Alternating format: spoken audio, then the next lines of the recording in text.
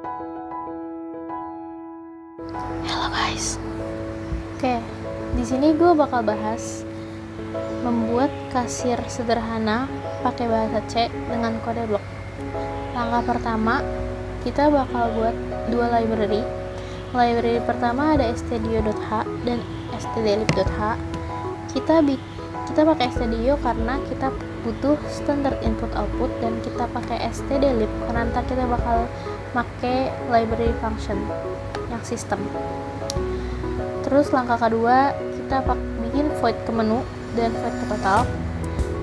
Selanjutnya kita bikin struct. Nah, di sini kita bakal bikin 4 struct. Ada struct menu-menu, struct paketan, struct ala carte, dan struct subtotal. Nah, di semua struct ini bertipe data integer. Nah, di struct menu-menu ada variabel menu paketan, menu ala carte. Di struct paketan ada variabel original, terasi, mata, keju, mozzarella. Dan di ala carte variabelnya ada jamur, tahu, tempe, telur, pisang. Lalu di struct subtotal variabelnya ada harga 1, harga 2, harga 3, harga 4, harga 5, harga 6, harga 7, harga 8, harga 9, lalu harga 10. Lalu sebenarnya ini bisa digabung, cuma agar mempermudah jadi kita pisah karena ini dipakai untuk harga paketannya, sementara ini dipakai untuk subtotal.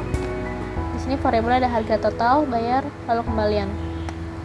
Lalu selanjutnya kita bikin nama pemanggilan struct-nya. Struct menu-menu dipanggil dengan menu, struct paketan kita panggil dengan paket, struct ala carte dipanggil dengan alcrt, struct subtotal sub.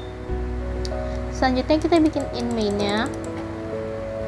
In main ke menu return 0 karena ini akan dipakai di case 00, case keluar. Nah, selanjutnya kita bikin void ke menu. Di sini sebenarnya desainnya bebas, tapi kalau mau ngikutin nggak apa-apa, nggak mau ngikutin juga nggak apa-apa, karena penampilan desain sebuah menu itu tidak ada yang membatasi kan. Jadi serah imajinasi kita bikin gimana. Cuma ini versi gampangnya. Untuk diketahui, and di sini adalah new line, sementara di sini tab. Jadi semakin banyak tabnya, dia akan semakin ke kanan.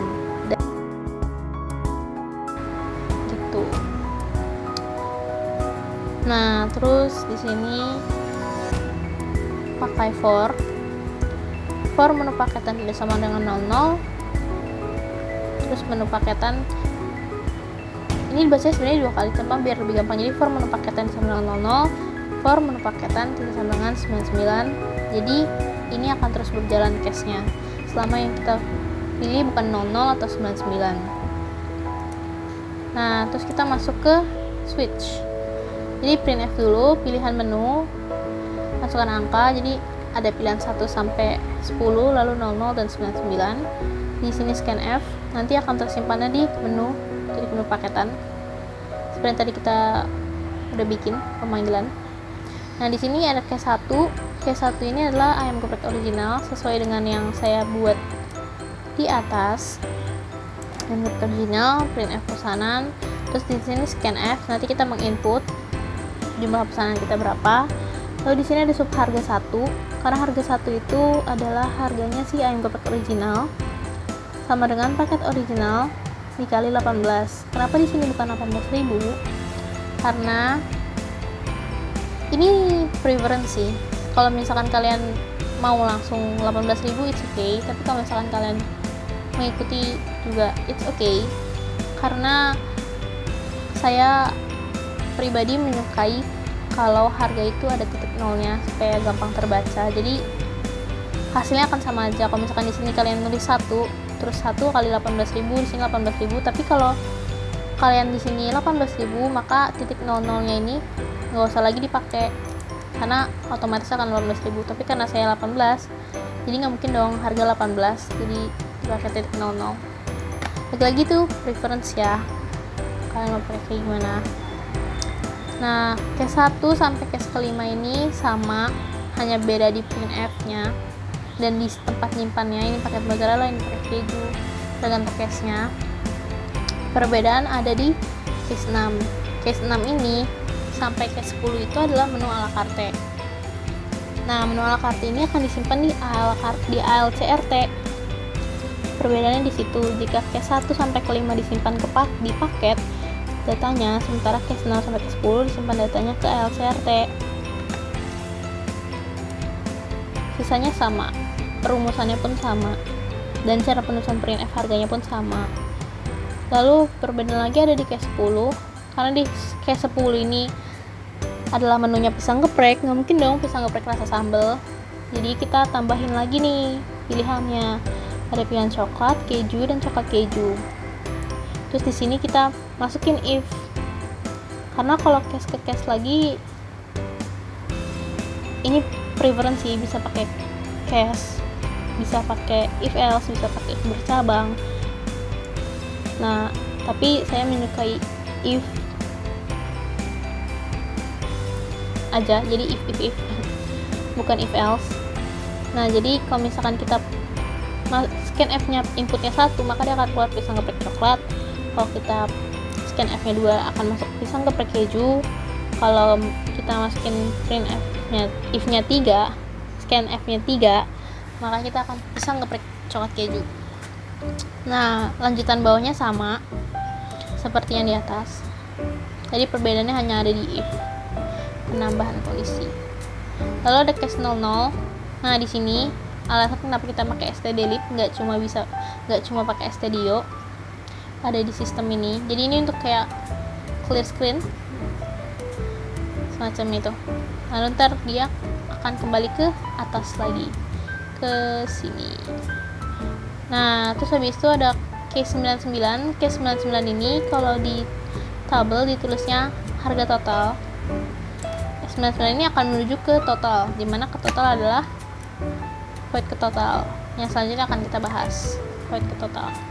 Nah, void ke total ini adalah menjumlahkan tempat dimana akan menjumlahkan seluruh pesanan yang telah kita beli. Nah, subharga total ini adalah rumusnya, yaitu subharga 1 tambah subharga 2 tambah subharga 3 dan seterusnya sampai subharga 10. Nah, di sini printf harga total. Nah, persen D ini diambil dari ini, total ini semua. Lalu saya bikin printf nominal pembayaran berapa, terus scanf. Jadi kita masukin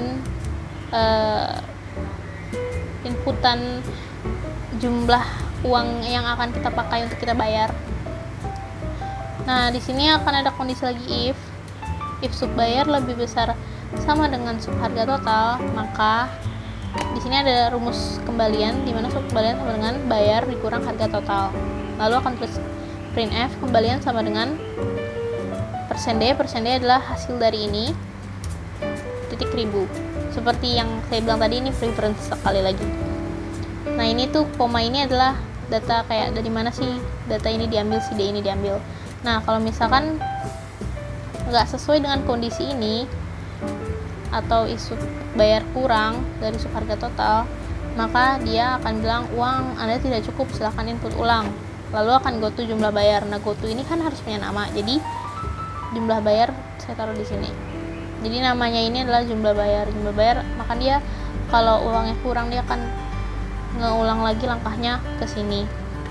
Nah, apabila pembayaran telah berhasil di sini, lalu udah ketahuan kembaliannya berapa, akan ada tulisan printf pesanan Anda akan dihidangkan sebentar lagi, selamat menikmati.